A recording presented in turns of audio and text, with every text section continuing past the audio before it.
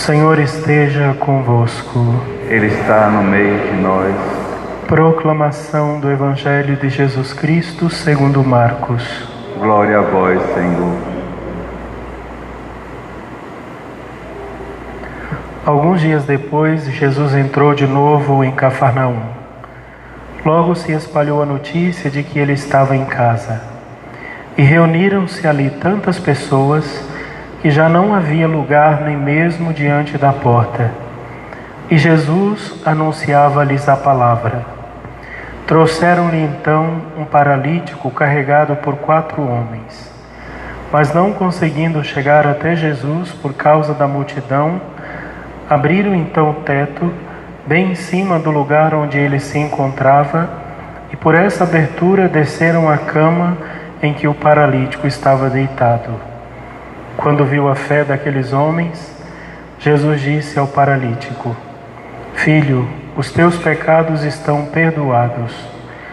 Ora, alguns mestres da lei que estavam ali sentados refletiam em seus corações: como este homem pode falar assim? Ele está blasfemando. Ninguém pode perdoar pecados a não ser Deus. Jesus percebeu logo o que eles estavam pensando no seu íntimo e disse: Por que pensais assim em vossos corações? O que é mais fácil, dizer ao paralítico: os teus pecados estão perdoados, ou dizer: levanta-te, pega a tua cama e anda? Pois bem, para que saibais que o Filho do Homem tem na terra poder de perdoar pecados, disse ele ao paralítico: Eu te ordeno, levanta-te, pega a tua cama e vai para a tua casa. O paralítico então se levantou e, carregando a sua casa, saiu diante de todos. E ficaram todos admirados e louvavam a Deus, dizendo: Nunca vimos uma coisa assim. Palavra da salvação. Glória a vós, Senhor.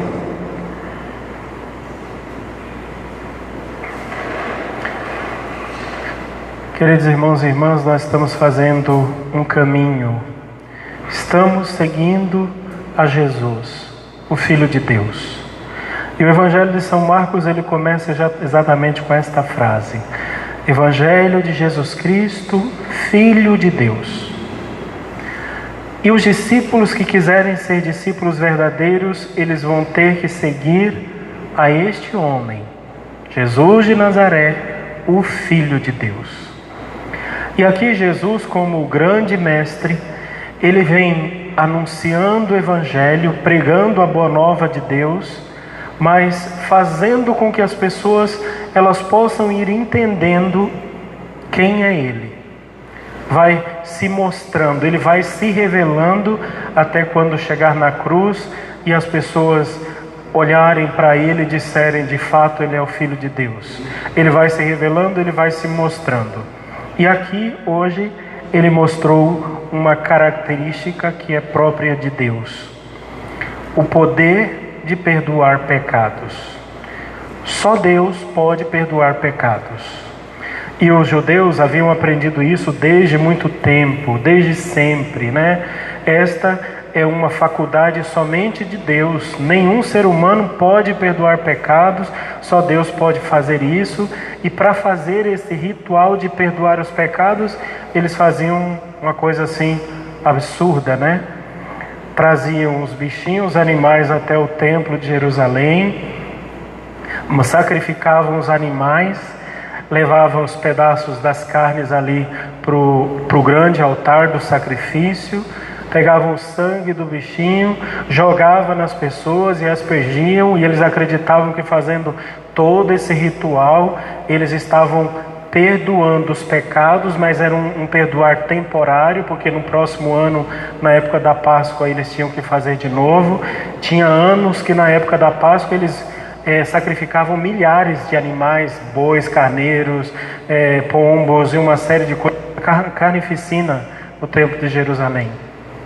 Era preciso fazer todo esse ritual para ser perdoado. No caso deste homem, ele não precisou fazer ritual nenhum. A única coisa que ele precisou foi ouvir da boca do próprio Deus dizendo: você está perdoado.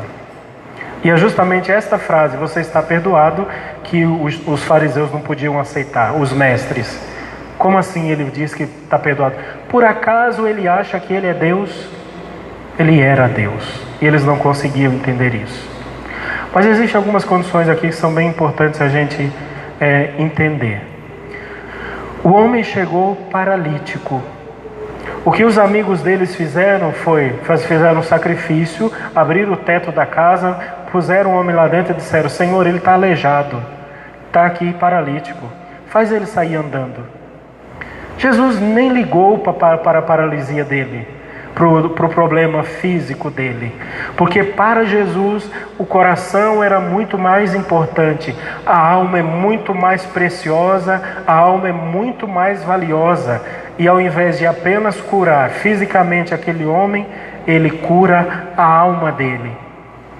Ele vai no mais profundo do ser dele e diz: eu perdoo os seus pecados. E consequentemente ele fica curado da sua paralisia. Ele pega as suas coisas e ele mesmo sai levando as suas coisas embora. Jesus mexe na natureza, mas primeiro ele mexeu dentro do coração. E é exatamente isso que nós devemos fazer se nós quisermos ser discípulos de Jesus. Nós temos que ter esse encontro com Ele, nós temos que reconhecer que nós somos pecadores, nós temos que reconhecer que existe algo que paralisa mais do que as doenças físicas em nós, nós temos que ir até Ele, Ele tem que pronunciar uma palavra sobre nós. E Ele faz isso hoje de forma física, quando Ele delegou aos apóstolos, aos sacerdotes, aos padres, o poder de dizer: eu te perdoo todos os seus pecados. A mesma coisa que Ele fez, a gente continua fazendo. Mas você tem que perceber isso, tem que querer, tem que entender, porque se você não entender, você vai ficar na periferia da vida, nas coisas sensíveis. Não, porque eu estou doente, porque não sei o quê, porque a minha vida aqui, porque... Que vida aqui? Não interessa essa nossa vida aqui. Ela vai acabar mesmo, ela vai passar. E é por isso que na primeira leitura de hoje, na carta aos Hebreus, São Paulo escreve aos Hebreus dizendo exatamente isso. É para o repouso de Deus que nós precisamos nos esforçar para entrar. Não importa se você é aleijado, se você não tem perna, se não tem braço, se não enxerga, não importa que deficiência você tem no seu corpo. O que importa é se a sua alma está curada. Porque não adianta nada ser bonito, perfeito, cheio de botox, todo arrumadinho, todo lindo, malhado na academia, tratado com whey protein, lindíssimo, e parar no inferno. Se o que está paralisado e horroroso é o seu coração. Quer ir para o céu? Seja perdoado por Jesus. E para ser perdoado por Jesus, você tem que querer e correr atrás disso. Se ficar esperando um milagre do céu, pode ser que isso nunca aconteça. Quer ir para o céu? Lute por ele. O próprio Jesus disse: a entrada para o céu ela é estreita. É para os fortes, são para aqueles que realmente se decidiram por Jesus. Se ficar, vamos ver, quem sabe quando eu tiver mais velho eu rezo, quem sabe quando eu já não tiver mais nada para fazer eu vou para a igreja, quem sabe quando eu não tiver mais nada para resolver eu dou um tempo da minha vida para Deus, aí quem sabe nesse dia já é tarde demais. E você é um paralítico por dentro e por fora.